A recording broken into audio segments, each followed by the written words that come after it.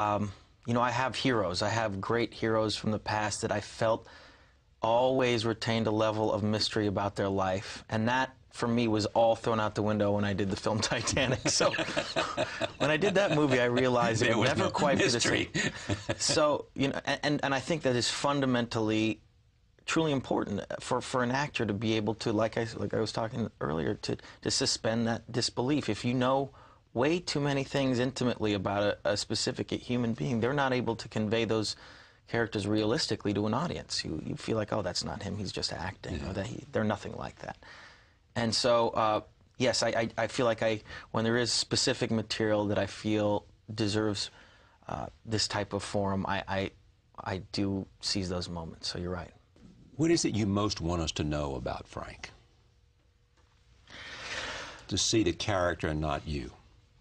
Well, I can tell you what I love about him, and what I love about Frank is so often in this industry, like I was saying earlier, you're given characters that have some heroic element to them, something that defies the odds, and this is somebody that is, like I said, a product of their environment and just is a simple man. You know what I mean? He's a simple man who wants a simple life at the end of the day and wants to be told that he's a good husband. And I found it immediately. I related to him immediately. I really did. I related to his angst immediately. I mean, it's hard for me to identify more with the characters that do defy the odds, the heroic people that risk their life time and time again to, with some, in some vigilant pursuit of justice. This is a man that is just trying to make things work. And why is it harder and harder to identify with the heroics? Because you what? Because I lead a life nowhere near that, my friend. I mean, I go to these sets and I get jobs and I research characters and I get paid money to be an actor. So it's I mean, there's obviously sometimes where you just do have an emotional connection to somebody, even if your life is nothing like them. And I remember sitting here talking with you about The Aviator and Howard Hughes, and right. I larger than life. That was one of those characters in my life where I felt like I felt a connection with the man. I felt that I needed to put this guy's life up on screen, and it was something that took eight years to sort of hone and get right. And but those things come few and far between, and they're less and less. Those possibilities are less and less, I think, in today's age of cinema. I really, it's hard to make movies like that. It really is. Well, then that sort of relates to my question about how often you see material like this. Not often. Not often. Not often at all. And I think there's going to be a wider gap between the sort of independent genre of filmmaking and the big budget sort of spectacle movies, and the movies that are a hybrid of those two things that have, real powerful emotional or deep content in them that are also have some scope are going to kind of dissolve away. I see that happening more and more in the industry. It's either like, this is the, a regurgitation of films you've seen 1,000 times that work and are, sound for the studios, and this is what we're making. Or you could take a chance and do a really low-budget, small movie and see how it turns out. I feel like... So that's the gap between either take a small-budget film and see how it turns out, or less some and spectacular, less but nowhere in between in which you are enhancing those types of movies capacity to tell a story that's worth telling. Those types of movies are becoming few and far between, yes. Is it possible that you could take more risk in whatever way, back to even Frank's character, to see that you, because of whatever leverage and resource you have, to make those kind of movies? That's what I'm trying to do. You are? I'm trying my best. And how do you try to do it? How do I try to do it? I mean, looking for property, looking for... Everything at the end of the day when you're making a movie starts with the material and how well written the script is. I've never seen a silk purse made from a sow's ear. I've never seen it happen wherein a crap script with crap characters, a director somehow found a way to make a masterpiece out of it.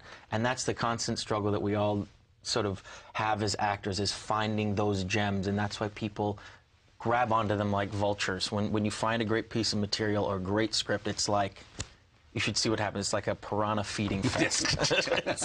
Everyone wants it. Everyone wants it. Well, why then did it take 11 years to make this movie?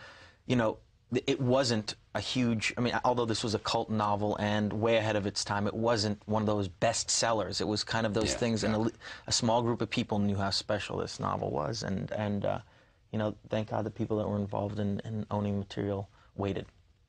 Okay, so, but just help me understand how many, I mean, how many of those in which, if the world, or if smart people like you knew about, would be like piranhas trying to get to it?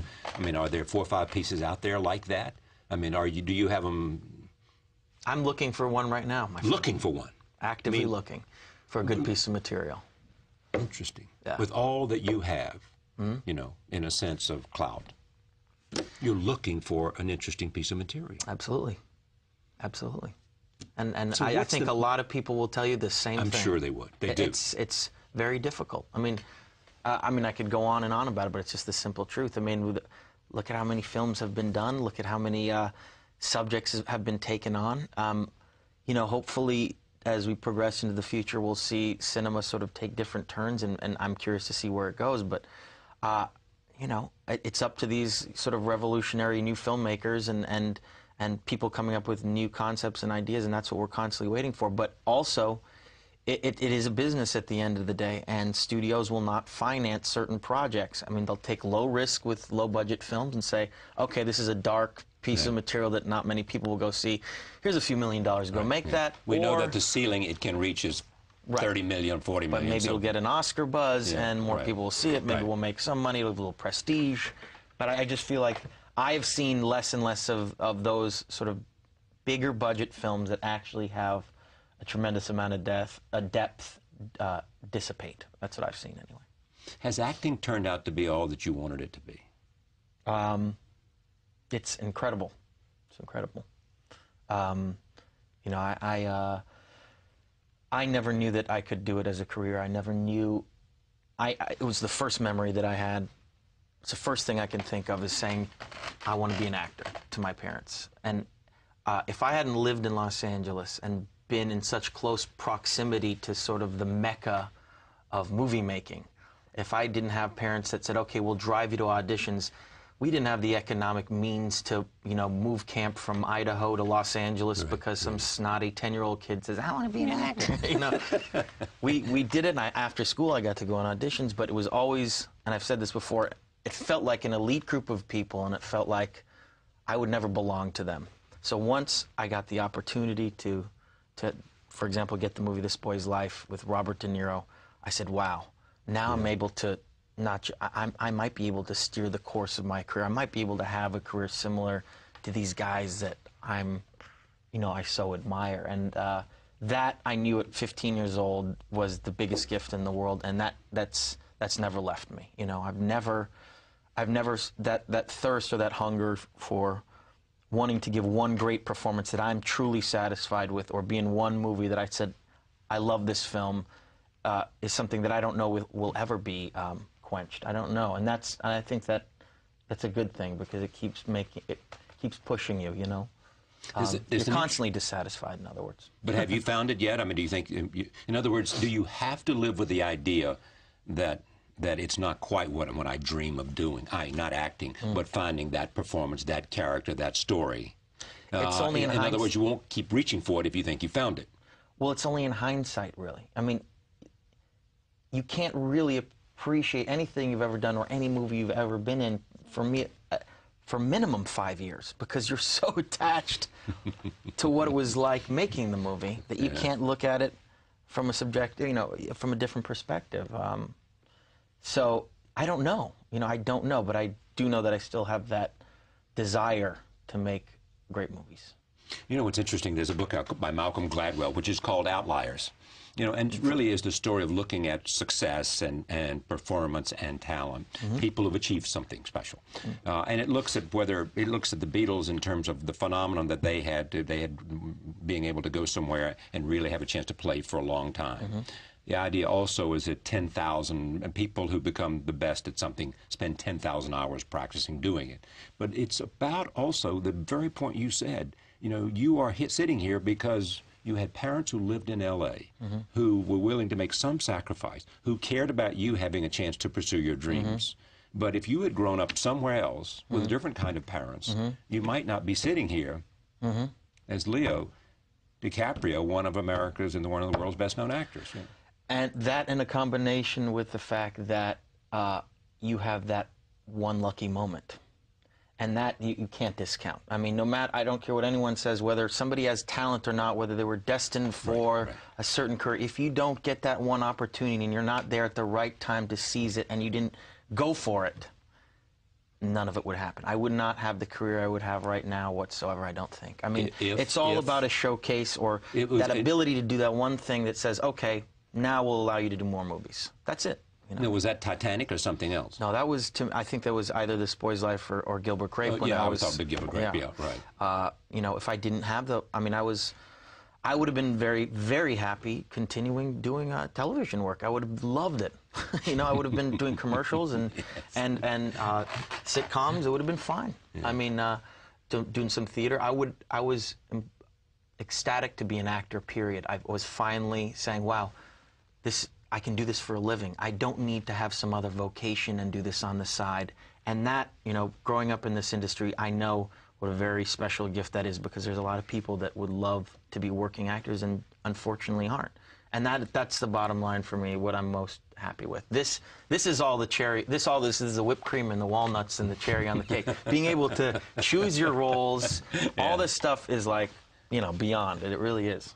Yeah, but when Gilbert Grape happened, did you see it, this is my option, this is my opportunity, I've got to be there for this because this could make all the difference in the world? Or did you simply say, man, this is a great role, I'm going to give it all I have? Well, that was an interesting decision point. It's funny you bring that up because I don't want to do any big sob story about how I grew up and, you know, the financial background that I had, but to finally have an opportunity after This Boy's Life, that first movie that I did, there was another movie wherein I got offered more money than I could have ever imagined.